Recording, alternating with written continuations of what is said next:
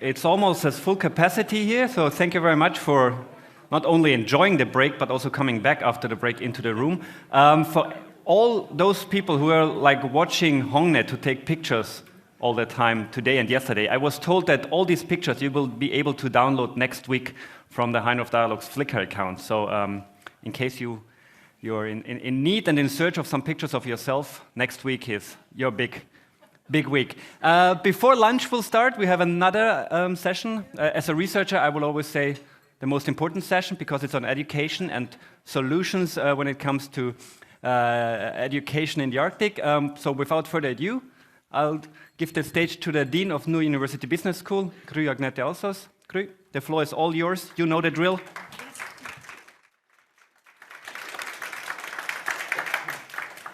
Thank you, Andreas. I agree with you on the importance of this session, because in this session we are discussing the extremely important topic on how to be able to attract and educate young people in the Arctic. So in the Arctic, we are experiencing that many young people are moving out of the region for studies or for work, and at the same time, we are not experiencing that the same numbers of people are moving into the Arctic for studies or for work. But the Arctic societies needs people to function. And the businesses in the Arctic needs well-educated, well-qualified young people to be able to develop and sustain their activities. It seems like in the resource-rich region of the Arctic, we fall short of perhaps the most important resource, the young people. So in this panel, we will discuss the roles of universities and education institutions when it comes to securing relevant education and competence for businesses and societies in the Arctic. The question is, what are the spaces of opportunities to make the Arctic an attractive region for education and students? To discuss this important topic, we have an excellent panel representing higher education in the High North. So first is Kirsi Latola. She's the Vice President Network of the University of the Arctic and also a research coordinator at the Thule Institute at the University of Oulu in Finland. Welcome.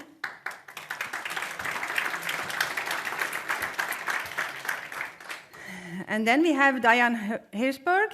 She is Director and Professor of Education Policy at the University of Alaska Anchorage, and also Vice President Academic at the University of the Arctic. So, welcome to you too.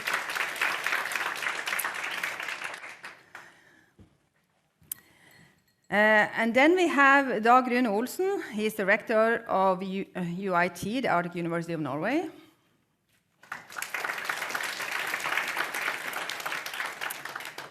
And also Director of Nord University, Hanne Solheim Hansen. Oh, she's there. And then we have Dr. Li Wang, or Leora. She's Assistant Director of the Center of European Studies at East China Normal University in Shanghai. Welcome. And then we have Saqib Yawar. He's a student, a master student of global management here at Nord University. So welcome to you as well.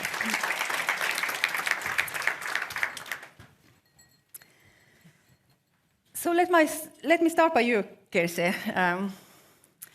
With your experience from the University of the Arctic and also from Oulu, do you agree what I said now about the challenging of recruiting young people? And is the situation the same all across the Arctic in your experience? And what are then the opportunities for the universities to help out this challenge?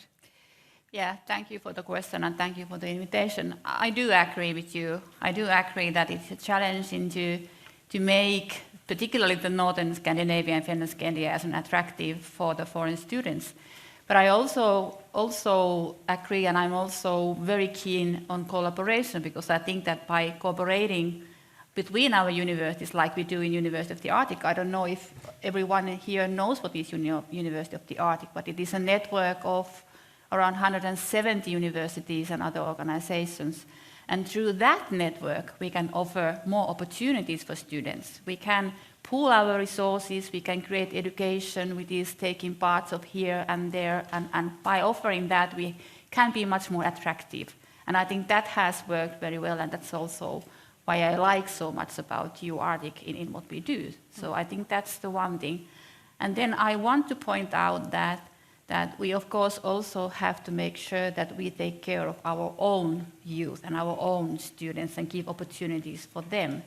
But that might be another topic. Yeah, that's obviously also important. I agree. Diane, the same question to you. How can universities in the Arctic create and utilize the opportunities to attract students, also from within and outside the region? Right, and I think it is important to talk about within and outside because at least in North America in particular, we do tend to lose a lot of students because our universities are not actually focused on what young people are wanting to learn about. That in focus groups we've done with youth across the Arctic, in particular in North America and Greenland, we hear they don't want to fit into our boxes that are often academic disciplines as defined by outside entities. They want us working on entrepreneurship and on ways to build sustainable communities that also let them have lives that support subsistence and traditional activities alongside participating in the cash economy and building the local economy. And so we really need to be more creative. And I think in the Arctic we have an opportunity because we're also young. Many of the universities on this stage are quite young. And I think that allows us hopefully to be more creative and perhaps think differently than the places where many of us started our careers. Thank you. I would like to move to you, Saqib, because you have come from Bangladesh and all the way to the far north here in Bodø to study. So how did you become interested in studying in the Arctic? Basically, as I moved from Bangladesh, as you mentioned, and I'm also studying Masters in Global Management here in Bodø. And I'm having like 10 years, more than 10 years work experience in Bangladesh, and I found out that this kind of experience that Arctic may need in the future. And I moved to Arctic, and specifically in the Noor University, not because of the quality education, but it is also offering me free education and a good lifestyle and ample of job opportunities we are hearing all day. Thank you. Leora, also watching this a little bit from outside, from Shanghai, I wonder, how is the interest for the Arctic among students and faculty outside the Arctic region and specifically in China and Shanghai? Okay, thank you for your question. As economic integration and regional, economic globalization and regional integration further develops and deepens, so the Arctic region is gaining international significance for its importance for the global affairs and international implications. And also there is a growing interest for Chinese faculties and students to do their research and to study or work and live in the Arctic region. And also in 2018, on January 28th, the State Council of Chinese government published a white paper titled China's Arctic Policy. So this led to more and more attention and importance to this region. And also universities and research institutions in China offered numerous research programs, courses, and scientific research projects related to the Arctic region, and also language learning, and also for climate change, environment protection, passages, as well as personal and professional growth and development. Thank you. I would like to move to you, Hanna. So listening to what the others have said now, and also from your own experience, how do you see the opportunities from a university in the Arctic to recruit students also from outside the region? And what do you do, or what do you want to do to, to attract more students? I would like to start to say that we actually do a lot of good stuff. When we look at our students and when they finish their study programs, we see that 90% of our students do get a job within half a year. So I think what we are doing is good, but we have to do something that we have to do better. And I think part of that is taking better care of the students that we already have. I would like to come back to that a little later. But also, we here, and also again, the Sparebank Nord-Norge had a questionnaire among young adults, and they say they do not know what possibilities there are in the region. And the same does our students say. They don't see the pattern, they don't see the network, they don't know where to go to understand the possibilities. So that's something we, but also the rest of the society, have to address in a different way. And then I think we're in a changing world right now. Everything is a little bit unstable, and that could be bad, but it can also be good, because I think this is now time for piloting and experimenting, and I think that's going to be good for the smaller, younger universities, because we're a little more agile. Yes, so we're ready. Yeah, that's great to hear. Dag Rune, same question to you. How do you see these opportunities to attract students? And I also want to ask you on the role of cooperation between universities in order to attract students, if you have any reflection on that. Thank you. I totally agree that most universities that are up north in the Arctic, they are young and agile universities. I mean, comparing our university, which is 50 years old, so this year 51, to Bologna, that dates back to the 11th century or something like that, we are different institutions, even though we rest on the same ideas, academic values, etc., etc. I think what we can do differently, of course, we can provide, let's say, Arctic studies to attract people from the south or other places on this globe to come to us to learn about the Arctic. I don't think that will do the trick, however. You won't have a lot of people moving to this region, to our Nordic region, to the circumpolar Arctic region at all. Some there will be, but not sufficiently. So I think what we need to do is to try to utilize at least a possibility that I have identified in our region. And that is that we can, being slightly more, well, with the agility we have, we can interact with society, the industries, private sector to a much larger extent than a university that's dating back to the 11th, 12th, 13th century probably would do. Yes, we can still be a comprehensive university. Yes, we will still adhere to the fundamental academic values, no doubt about that.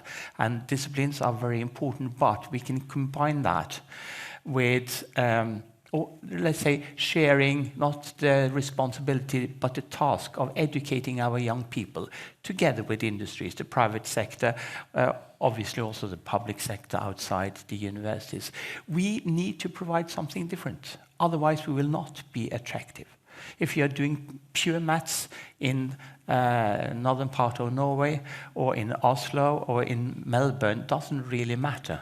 So we have to provide something different that attracts these people. And if I can also add, when we look at this region, we see that, well, in the Western world, there is a decline of, or the demographics is not in our favor, to see it bluntly. Fewer younger people.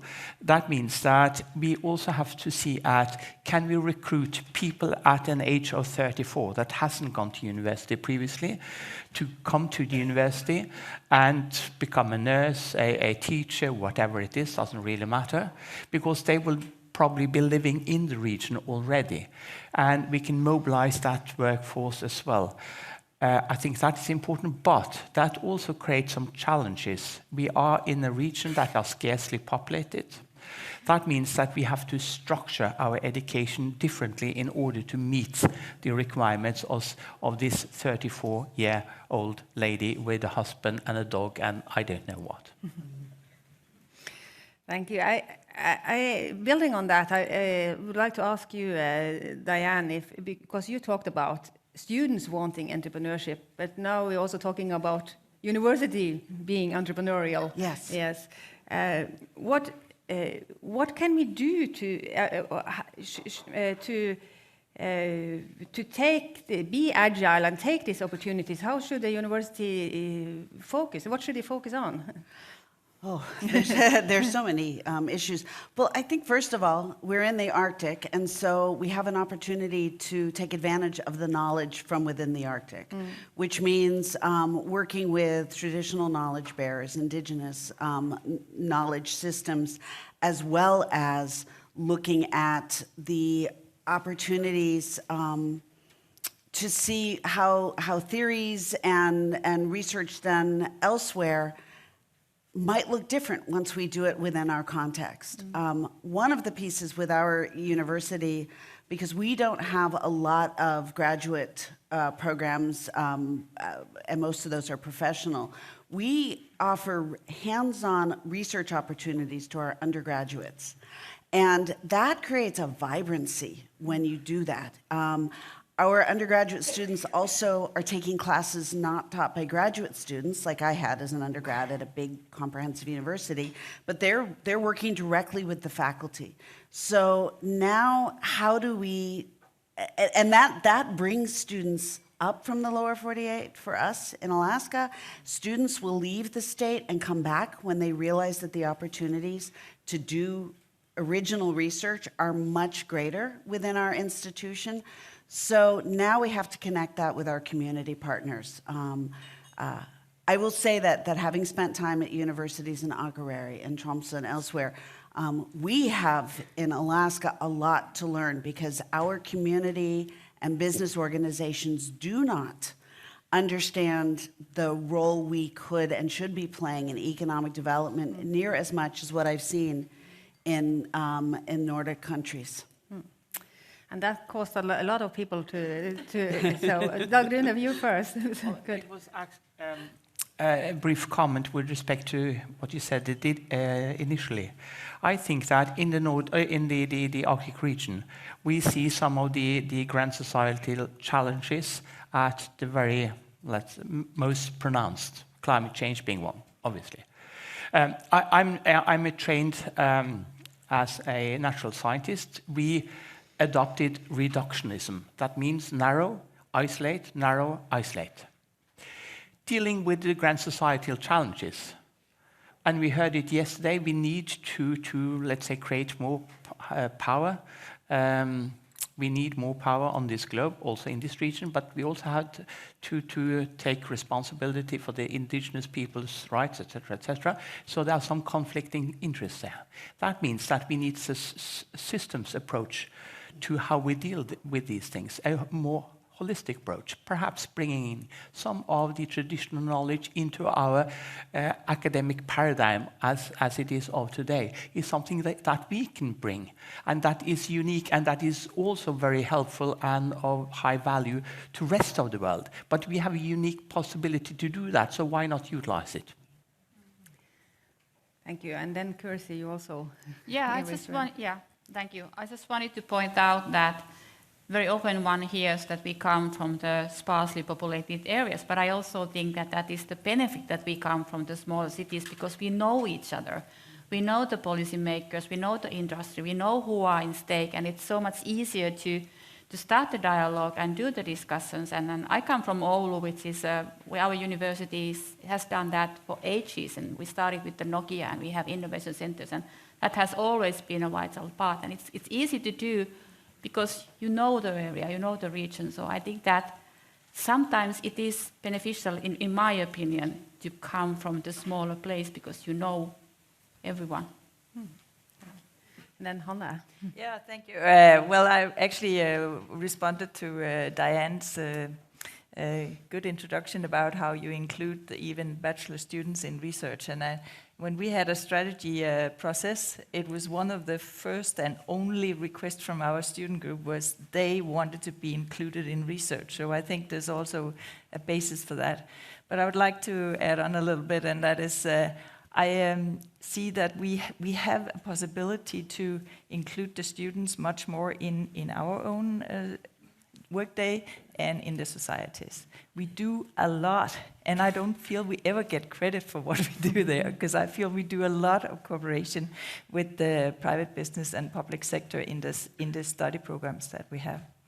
But another thing that came to my mind was a few days ago, there was a young influencer from Oslo saying that she had no clue and understanding of what it was to live in the rural Norway. So there's something about, we are kind of diverting a little way from each other in the generations right now, I think, and how we both have to find a way to communicate to really make the youngsters understand the options and possibilities that we have in both the districts and in the north of the high north. Thank you. Leora, I would like to ask you, again with a little bit outside view of the Arctic, what can we do to attract more interest in the Arctic from people living outside Arctic? What is it that make people interested in what's going on in the Arctic, and what can we do in the Arctic to attract more interest? Okay, so nowadays we had a lot of joint research programs and also collaborations within the Arctic countries, and also China is now trying to partnering more with Arctic countries, Norway, Canada, Russia, to collaborate education and research initiatives.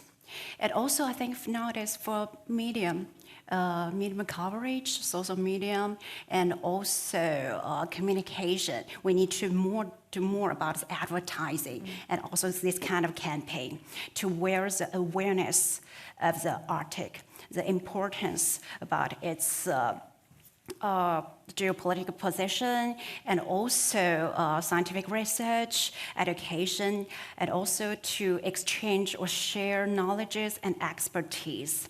And also for China, I'm from Shanghai, so this city, so it's a fascinating mixture of Western and Eastern cultures and influences. So we have this city alone have 25 million inhabitants.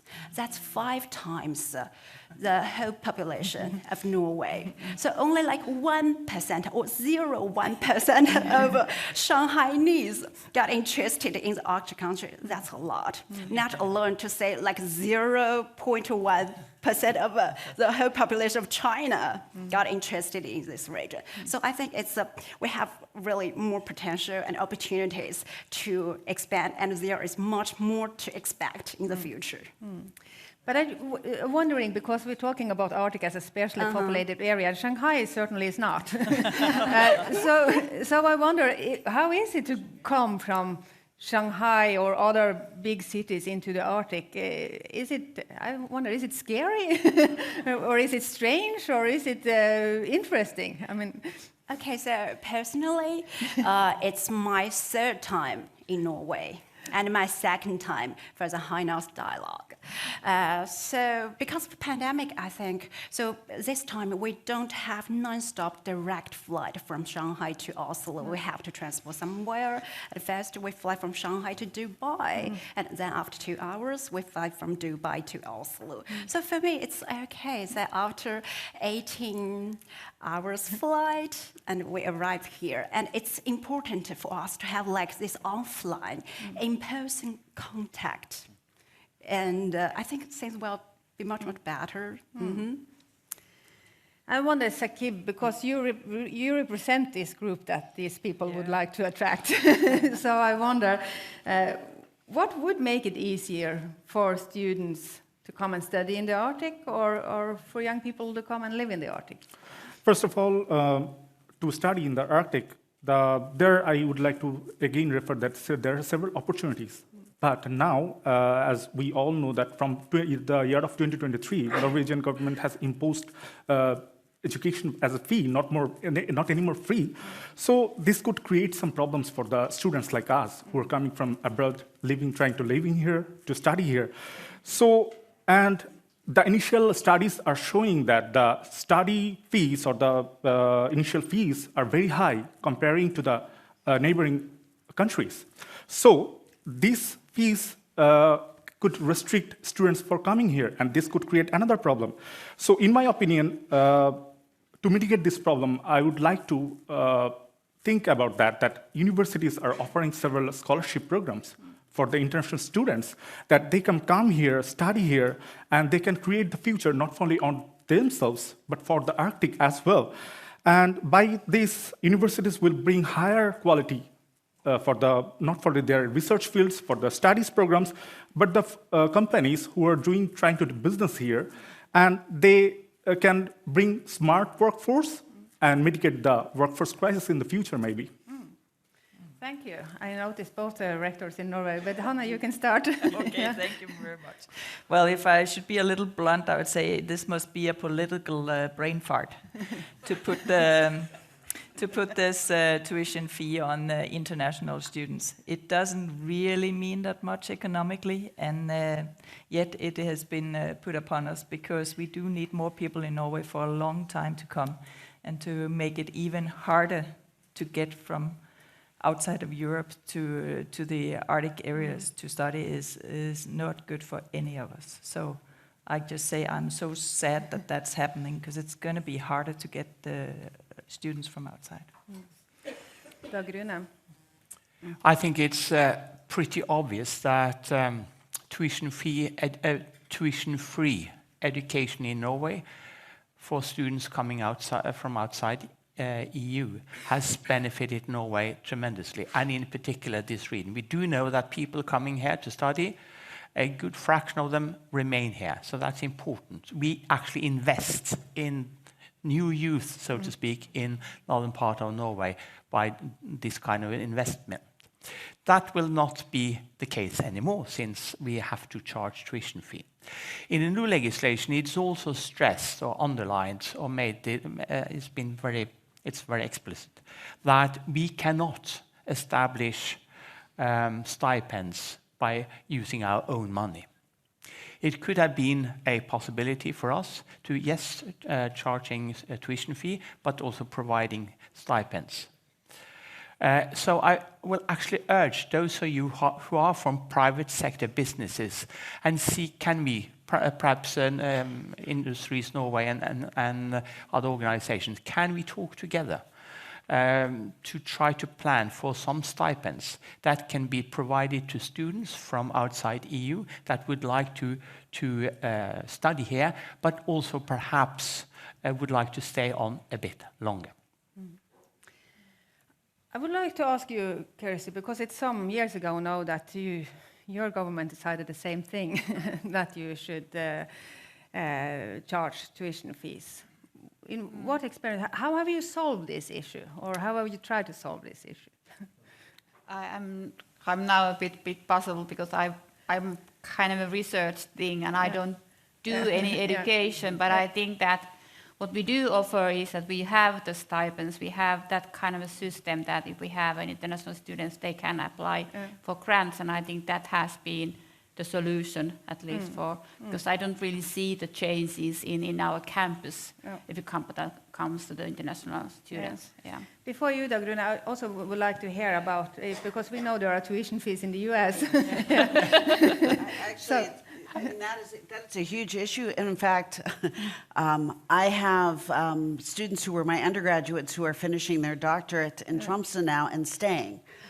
So it is proof that when the free education and the opportunities after that are really attractive to our students. So we're losing students to European universities. It is I think this is something that again, our business community and our population does not understand, is the extent to which the fact that, I paid off my student debt only a couple of years ago. My husband just paid off his student debt. This is not something that is going to allow us to really grow our economy. And our government has systematically disinvested in our public universities. Our private universities do philanthropy, and so they provide free tuition to students from all over the world because their graduates made enough money to reinvest. But this also perpetuates inequalities. And so I don't have a good solution. Individually, we get grants for our research and we build student stipends into them. So we've got a bunch of master's students working with my institute who are getting a fully funded master's. But that's noise on the margins in terms of the need for our broader society.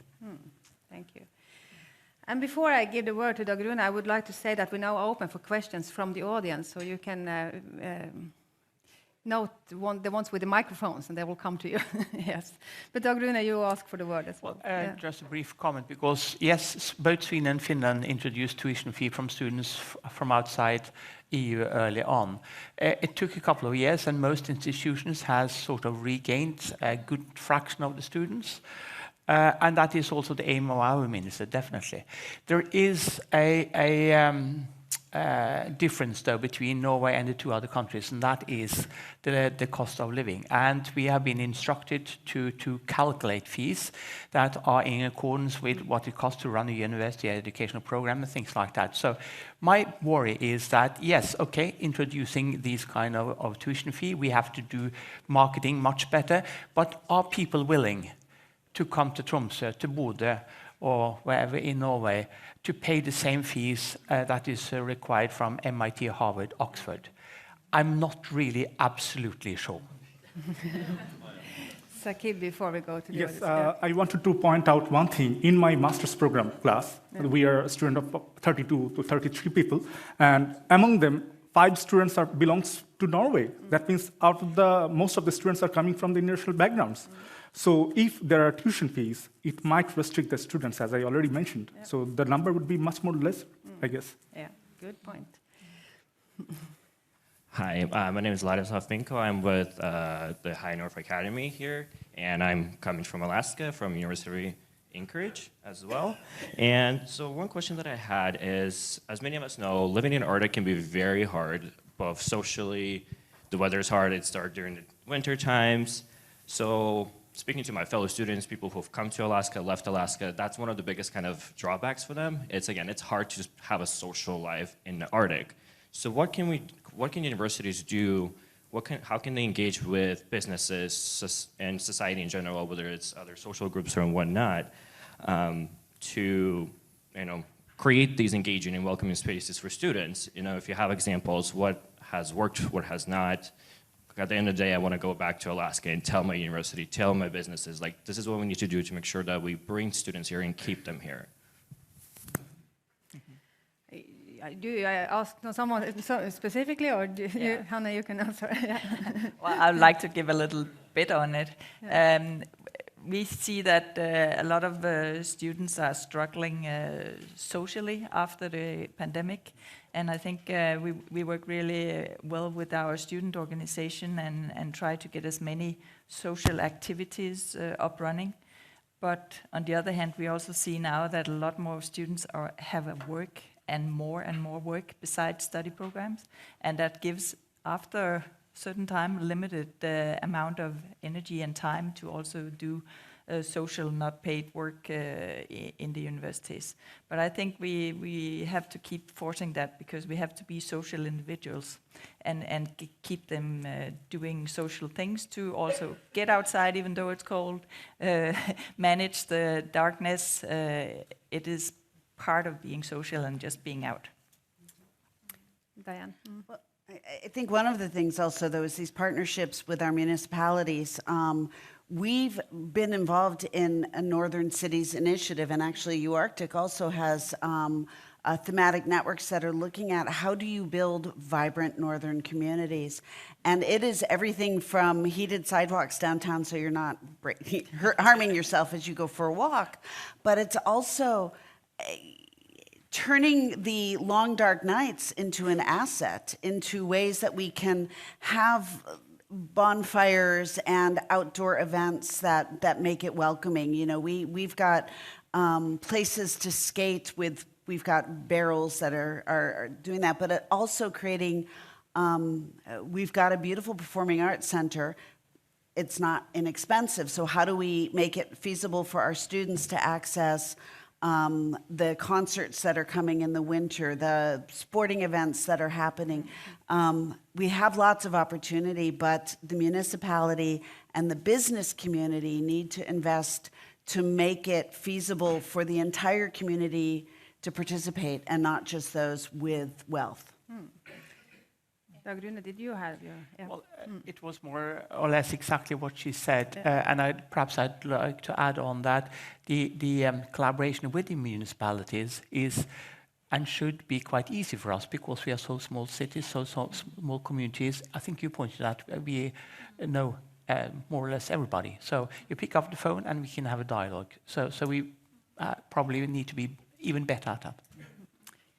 Yeah, I just wanted to give an example on what we have had in Oulu for ages, which has been very successful of introducing the foreign students as a kind of a city, is this kind of a God family concept. So you have the family who invite you to home several times, and you kind of get into the Finnish and Oulu life from hands-on. And that has been very good because that has really shown that how you get into society, and then there's of course a lot of different happenings going on all throughout. But I think that God family system is super good. It has worked very well. Yeah. Which is an example, but are there other examples of how I mean, something is what the communities can do, and some things about is what the universities can do. So are there other examples of what the universities can do to actually make this for the social life of the students? Well, I will say, I mean, our chancellor or rector is leading a conversation about how we make our campus more vibrant.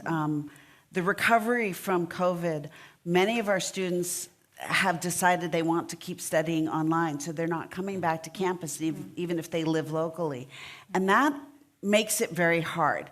So he's trying to do things from, we've had live music and food trucks, not just in the summer, but we've just done it in the winter. Finding other ways to bring people onto campus, to make the campus a place you want to be. It is hard, again, because the climate is intimidating, but it shouldn't be. It should be then connecting with people who can help with the skills for what does it look like to dress right, so I can go hang out for an hour outside, buy a burn barrel, and dance to a live concert. Exactly. Rune? Well, I think what we also can consider is to see whether we can establish activities where we bring the rest of the society outside universities onto campus. Use the campus as a part of the municipality to a much larger extent. So it's not us and them. So we don't have different communities within the community. I don't have any concrete examples, but of course some of the cultural activities taking place in a municipality could just as well take place at a campus. So it's a two-way sort of initiative. Thank you. I would like to ask if there are other questions. There is one over here, so someone run with the microphone. Since I have the microphone, I take the yeah, since you already. Thank you. My name is Erik Sivertsen. I'm now an employee of NTNU, but have a past in being heavily engaged and living in the Arctic here in Bodø. I'll be short and concrete because I will take the liberty to ask three questions. The first one is the question about how should the university utilize traditional knowledge? Because this is not a new question, and I hear the rector at Tromsø talking about we should utilize it. But when are you going to start, and how are we going to do it? Because this is challenging the way we are thinking of science. So have you come up with a plan? I will be very happy to hear it. The second question is, When we are doing research in the Arctic, and I'm not just talking about nature science, but also social science, are the universities, which, Hanne, you pointed out, we are small and agile, but small also means less resources. Are the universities, which is one of the most important institutions we have in the modern world, are we set up with enough resources, both with infrastructure to do research, and with people and other resources to do the job we are asked to do? And the third question, I'm very happy to hear you are trying to get people from the rest of the world to move to the Arctic. But it's a major challenge in the Arctic to get the people, in fact, living here themselves to get more education. So, how do we solve that problem?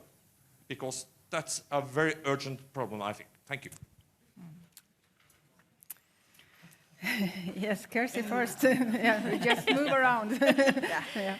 So just to point out that in the University of the Arctic, the indigenous knowledge, traditional knowledge is of course one of the key things, and we have, as we are two vice presidents, we have also a vice president indigenous, and we have indigenous issues committees, and there is a project which is called indigenization of education, so we are working on that. And I know that, Diane, for example, in Alaska, you are using a lot of traditional knowledge into education. I think that you have all the systems in place. We are a bit behind, obviously, if you think about education as a whole, but it is something that we should take account, and particularly if you think about the raising the awareness that was mentioned yesterday, and if you think about towards the non-Arctic universities and students, because in U-Arctic we also have members from non-Arctic, and they have to understand the Arctic, they have to understand the people, and they understand our world. So I think that it should be included in all these kind of common things, and in U-Arctic it is one of our values, the diversity and respectful, and I think that we aim to do everything remembering those values. You just move. Right. Yeah. So I will say that I'm also part of the Arctic Research Consortium with the U.S., and we have an active initiative, because part of what we need to be doing is not just looking at indigenous knowledge and traditional knowledge systems as systems that we work with, but starting there. Starting with communities being able to create the research questions and having them invite us in rather than all of us showing up there. And there's a number of initiatives around that. At our university, Fairbanks has an Indigenous PhD program that is now producing Indigenous faculty who are getting jobs within the system. Unfortunately, not enough, and too many of our Indigenous faculty are actually ending up in other universities by my view. But really, it's a hard conversation because we have a lot of resistance to. There's a canon. There's 1,000 years of a canon, and so how do we respect the 10,000 years of knowledge in the place? So that is an active conversation, and it's part of why we don't have enough local people, because if students don't see themselves represented in our primary and secondary system, so they're not getting to the point where they quote unquote qualify to be in our regular courses. So then we just need to change it. We welcome in students. There's no admission criteria other than if you're old enough and have not completed secondary school, we're going to figure out how we get you to the point where you're ready for some of the more advanced classes.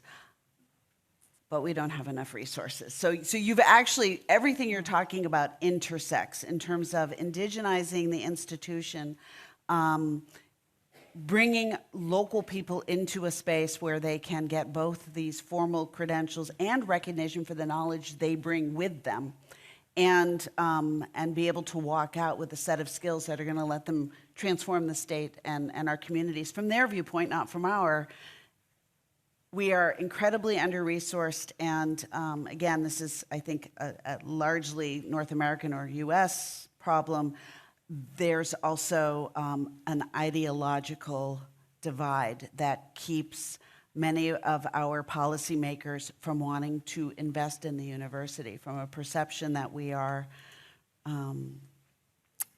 using ideology in ways that I do not think we are, but which are threatening to people in positions of power. To your first question, I think what we need to do firstly is to acknowledge that there is traditional knowledge. Secondly, we need to dig into, try to understand the traditional knowledge with the conventional knowledge from a classical scientific perspective, and then we need to dare to discuss whether our research methodology based on a 1,000-year canon is sufficient to deal with this. Your second question, is there enough funds? Come on, ask a university president. If you have enough money, the answer will always be no. And to your third question, I think actually that when we are focusing on higher education, and we do realize, as you say, that the level of higher education or number of young people attending higher education at universities are lower than in other parts of also Norway and on the globe. I think we need to start to talking to those who run the schools. We have to start much earlier. It's far too late to talk to potential students. So we need to stratify again with respect to how to think the role of higher education in this case. Thank you very much. I think the Sami and traditional knowledge is a very good question, and Nord University has the national responsibility for higher education within language and culture in the Sami, South Sami and Lule Sami, and within those courses, I think we managed to take the traditional knowledge in a good way. But I think we have to use the UArctic much better. We are all members of the UArctic, and it is a good arena for actually learning from each other and how to make new steps getting forward much quicker.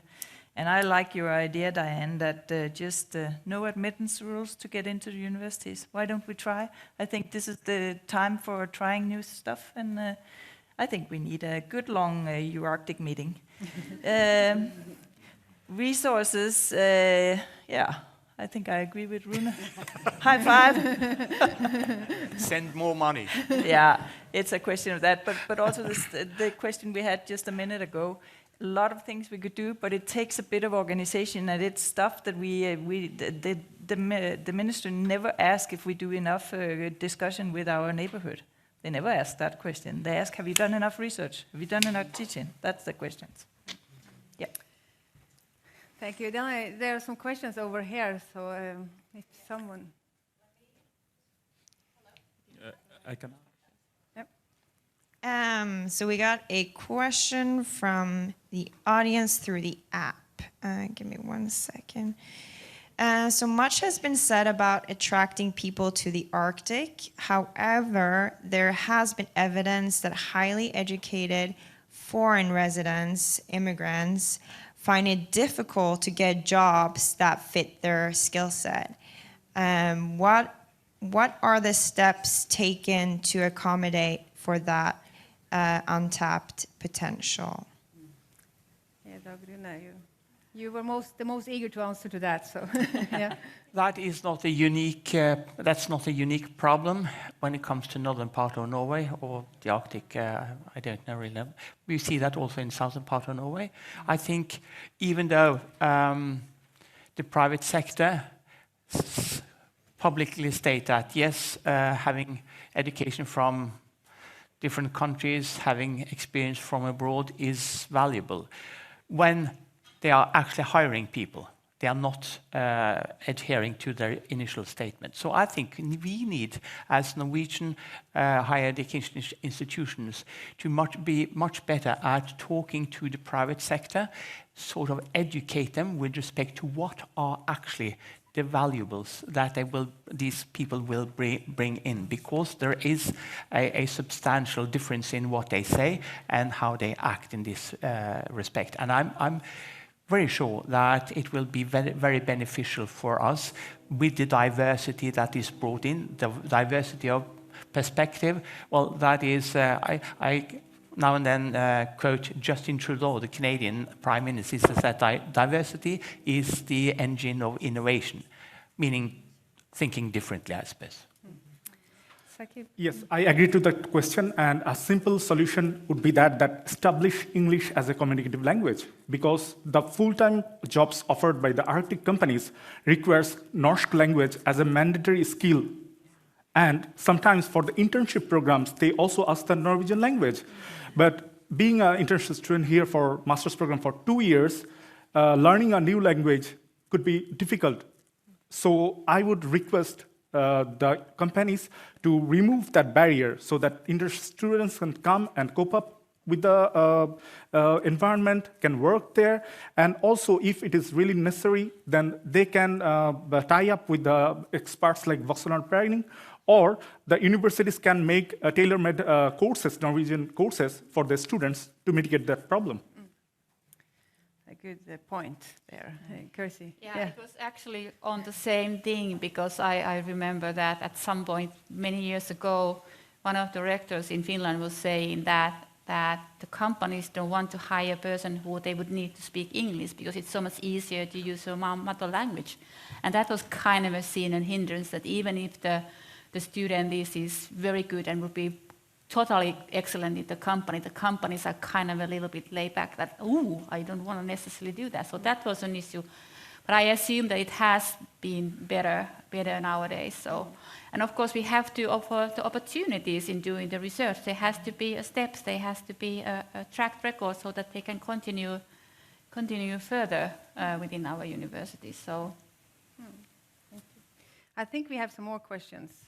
Yes. Okay. My question is very similar to that one, because I came from the Gambia. I study at Sweden. I'm here for an exchange.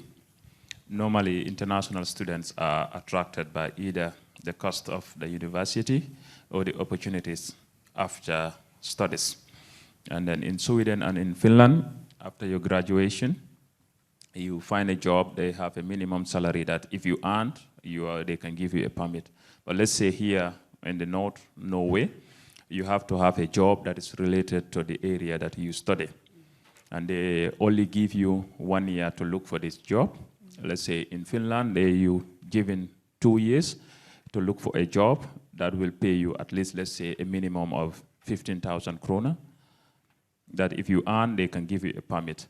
Is Norway or the authorities here considering to, now that they introduce tuition fee, are they going to consider either, not even for the entire Norway, but for the Arctic region, like if you study in the high university here, you find a job that is paying you 20 or 25,000 kroner, are they going to consider to issue a permit to stay and do this job?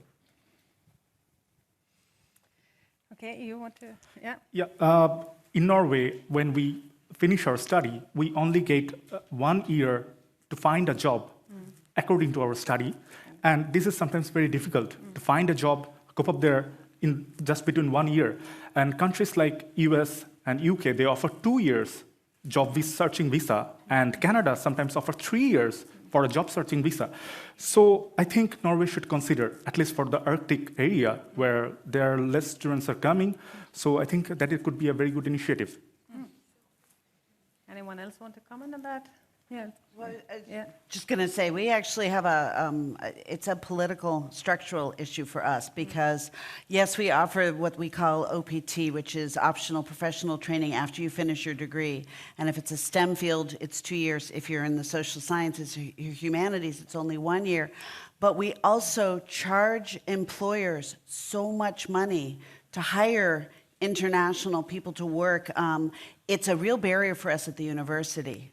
It's a barrier for us in the K-12 system. Alaska has a huge issue with attracting teachers.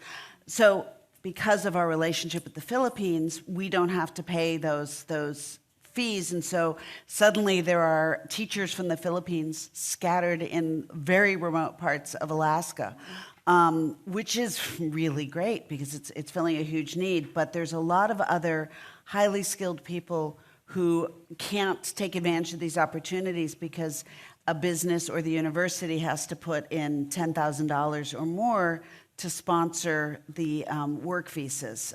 So that's a disincentive.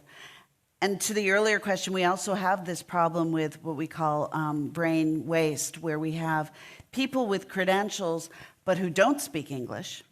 And the number of people who are coming from countries where we're not recognizing the credentials of their universities, and they're not speaking English fluently enough, and so they're driving taxis even though they could be filling the gaps that we have for electrical engineers and other highly technical trained people that we desperately need in the north.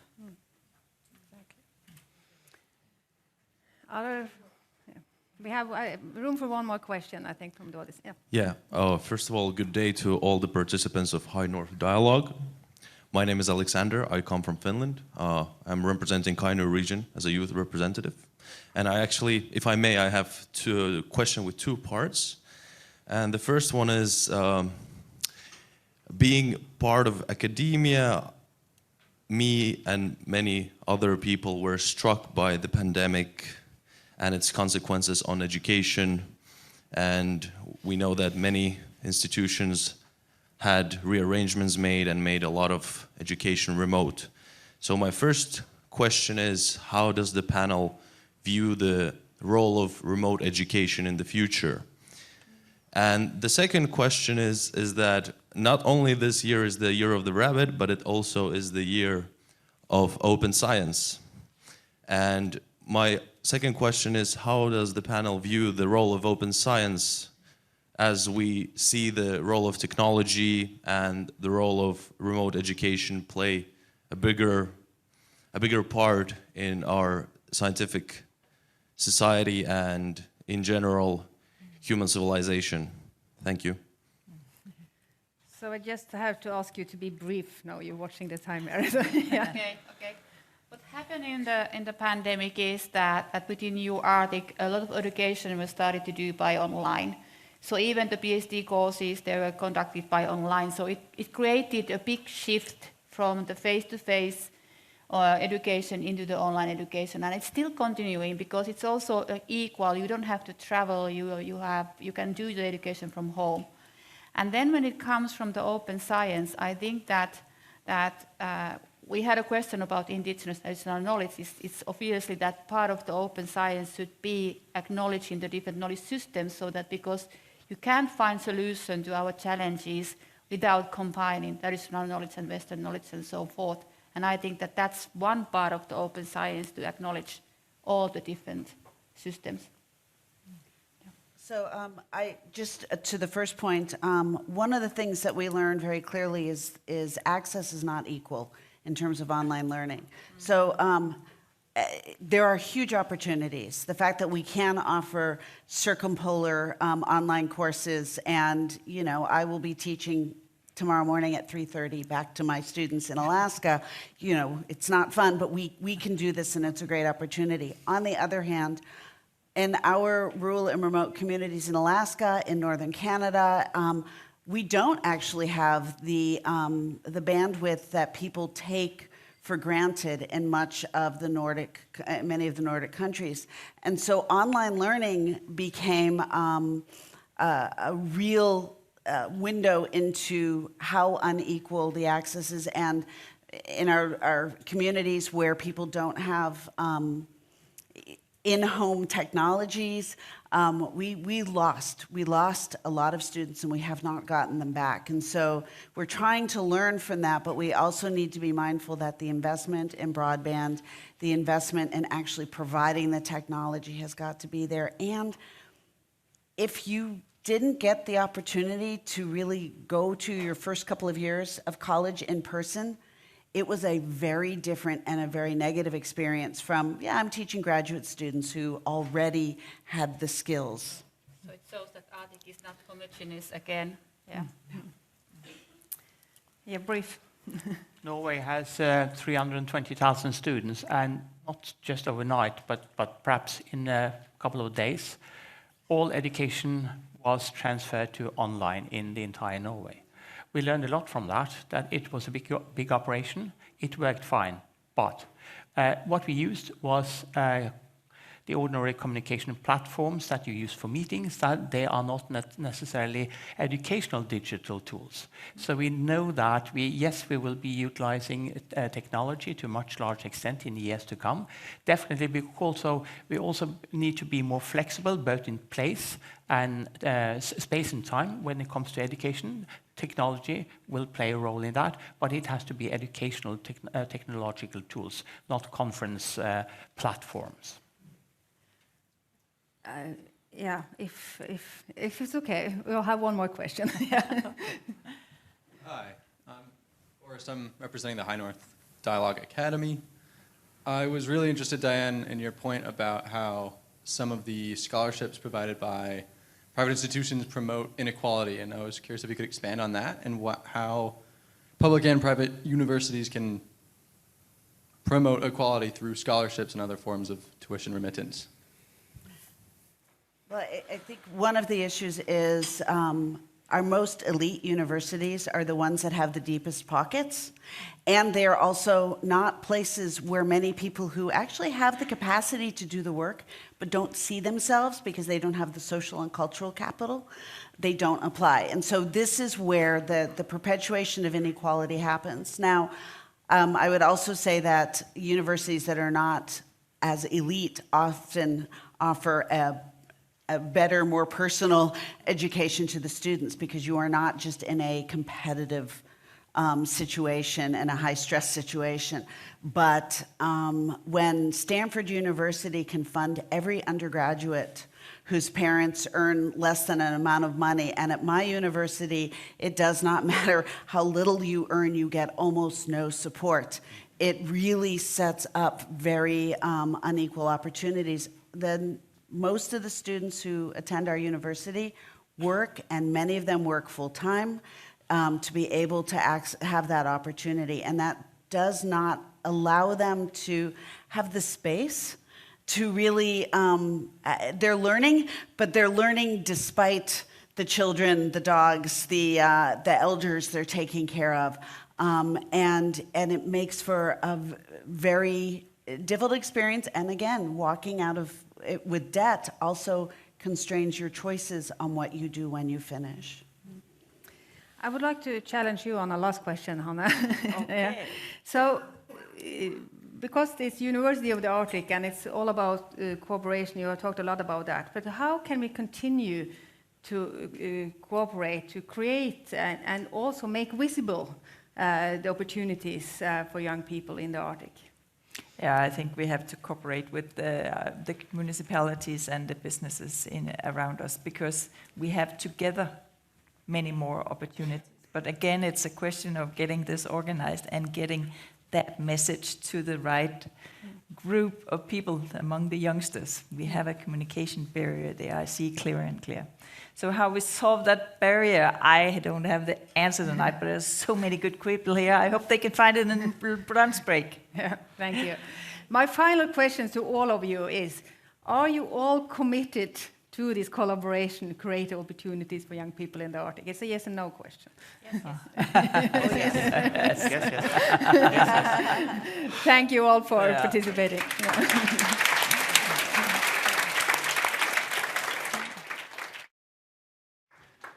Thank you very much. Thank you very much to everyone here. I think one way to overcome the communication barrier is the lunch now, so we can actually talk to each other. The High North Dialogue is not only about Arctic knowledge, I also learned it's the year of the rabbit. We will not serve rabbit now, but I guess we'll serve again Norwegian focaccia. Again, if you have registered for vegan food, there's a special plate at the table for that. Enjoy lunch, we're back in an hour. Tusen takk.